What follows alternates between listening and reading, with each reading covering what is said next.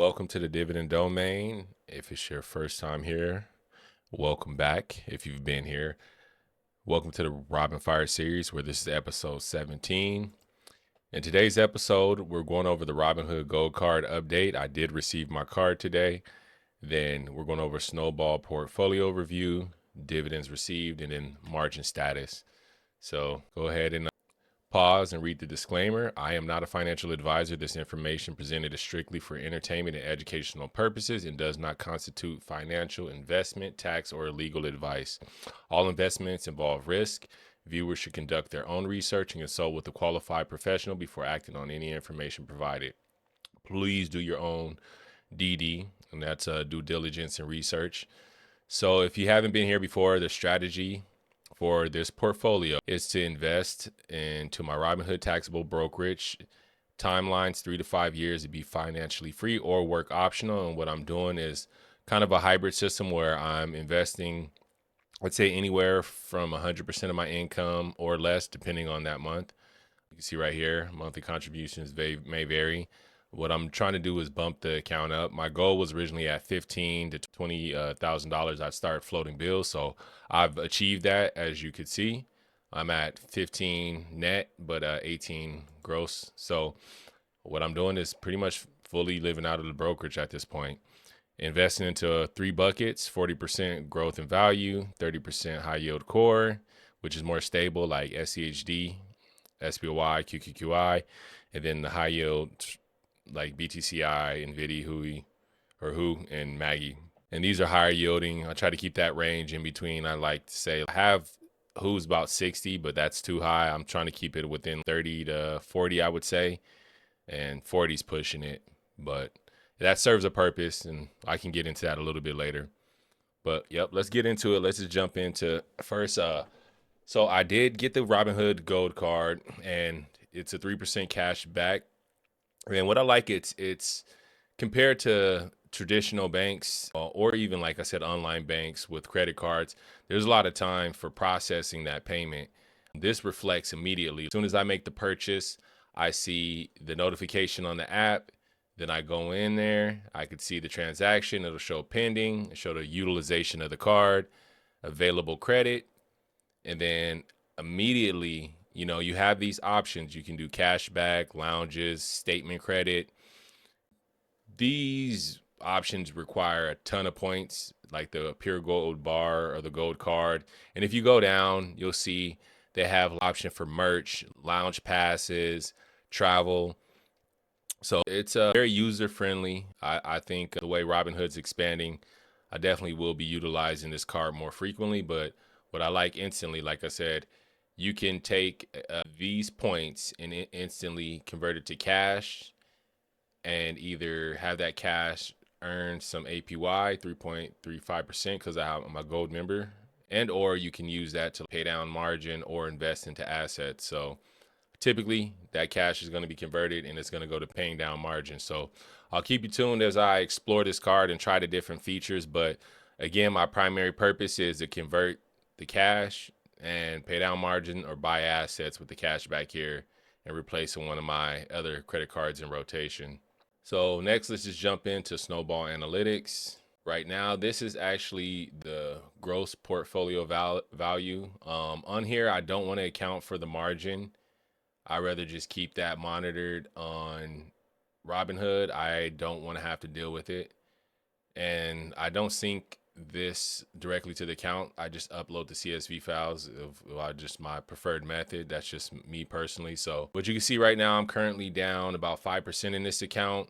My blended yield's 14.63. I want to keep it 15 minimum, but I'm trying to keep it between 20 to 25. But again, I'm starting, I don't want to be too aggressive on the yield. So I'm realizing 15 to 20, in between 15 to 20 is probably going to be more feasible for this account, especially keeping the balance of 40% growth, which is not giving me a high yield. And even in the core, nothing in here I think exceeds, let's see, the highest is QQQI, which is about 14%. So nothing exceeds that, with SCHD being one of the lower of the group. But you can see now the market's down. But I prefer to buy in these times. I know it doesn't always feel the best, but Literally, this is where your wealth is made, money's made in the down market. A lot of people want to buy high, and then that increases your probability of losing money. So I prefer to actually buy when it's in the red like that. With everything going on, can we go lower? Yes, of course, but I'll continue the dollar cost average and keep an eye on the margin. So QQQI, as the NASDAQ is down, we're at 1.97. IYRI, 1.7. Let's see. These are pretty much stable for the most part. You don't see these fluctuate too much. But when we get over here to the high yield, this is where you can see a lot of erosion, especially with who I bought that quite a while ago. I haven't been reinvesting anything into these. They just pay out the cash to pay down margin, I should say. And then you see blocks is down 2.13%.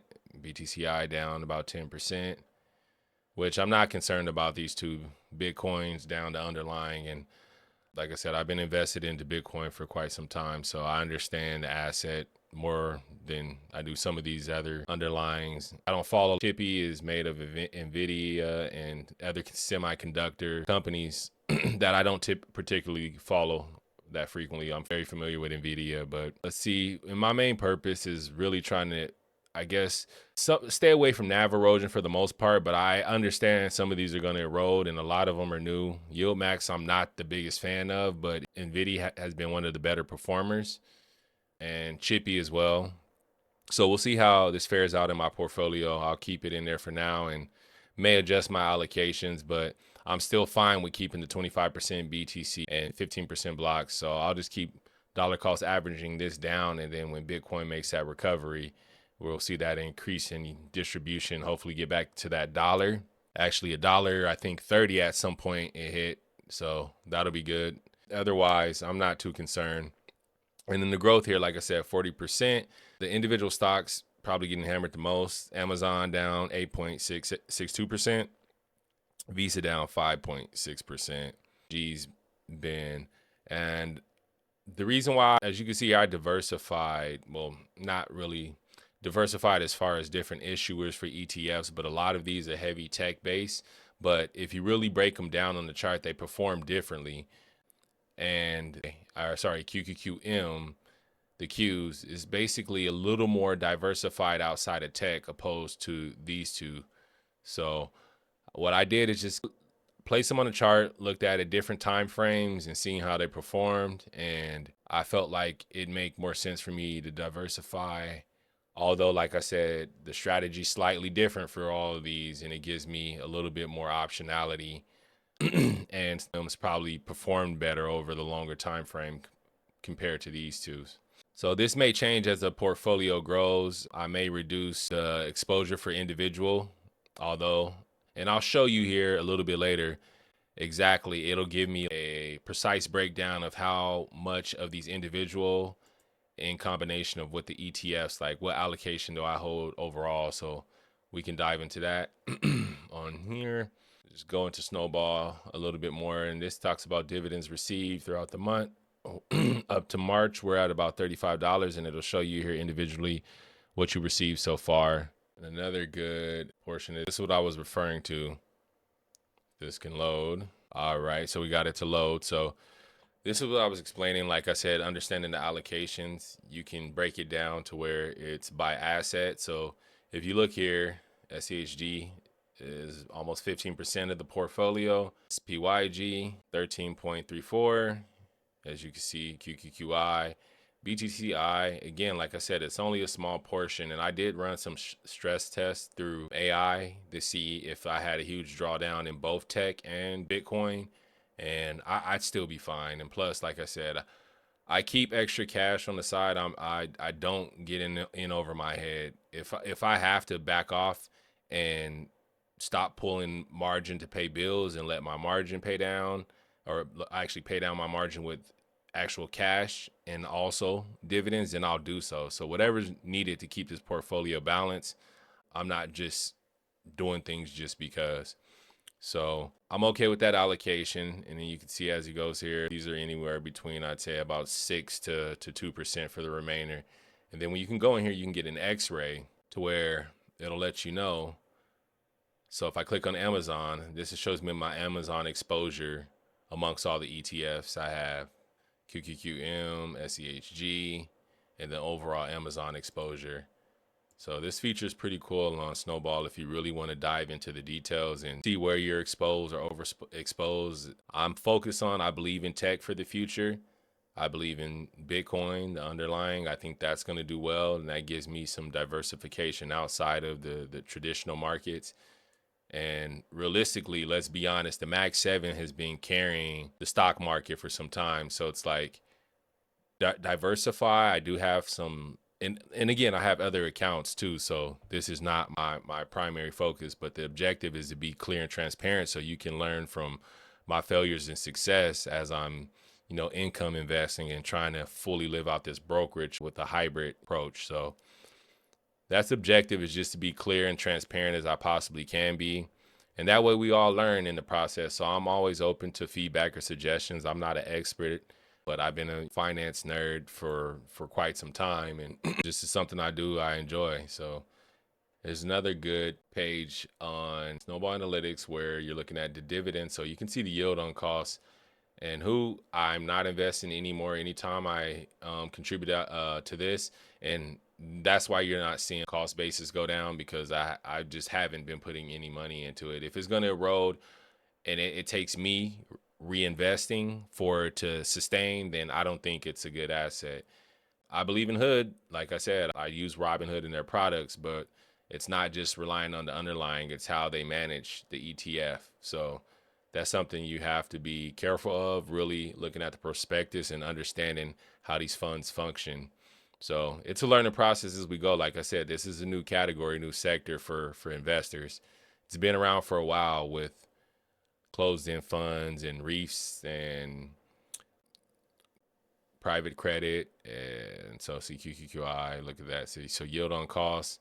And this line shows you the yield on cost. So I'm not doing bad for the most part. Like you said, the worst off is here. It's supposed to be 73, but we're looking at a 33.47, which is not good at all.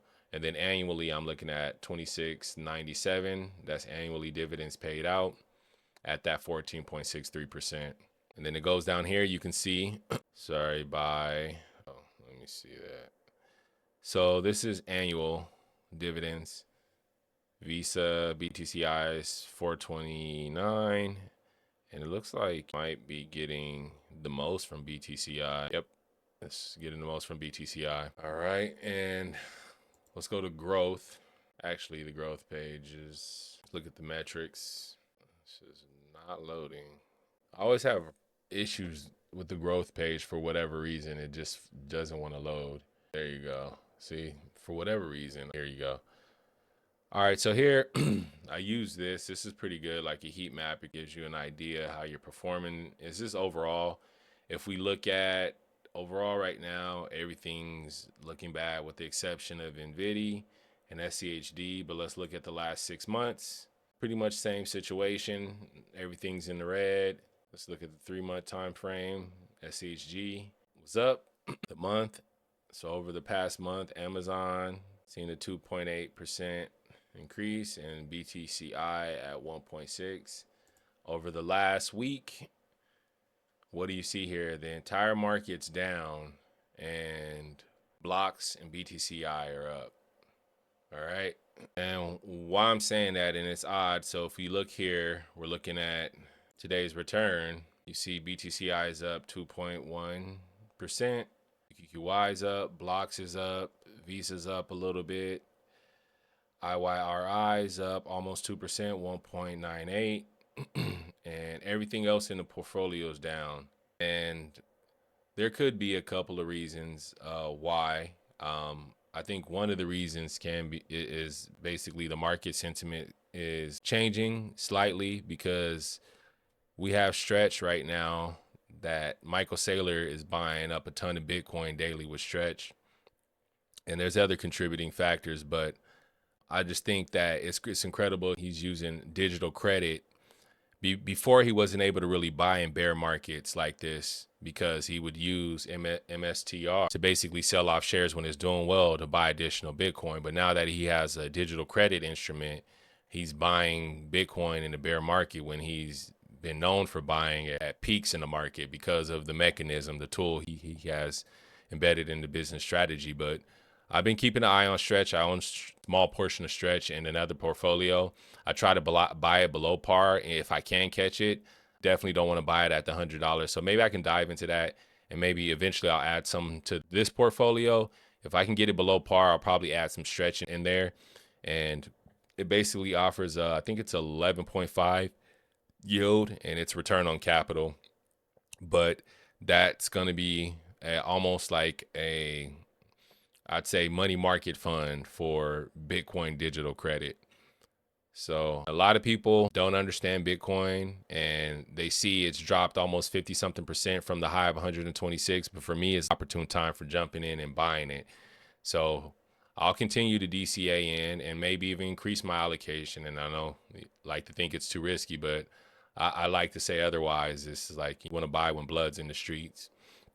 So let's dive in here. We'll look at the margin used. We're at $2,949, and the margin buffer's at 69.93%. And you can see the net portfolio value at $15,537.79.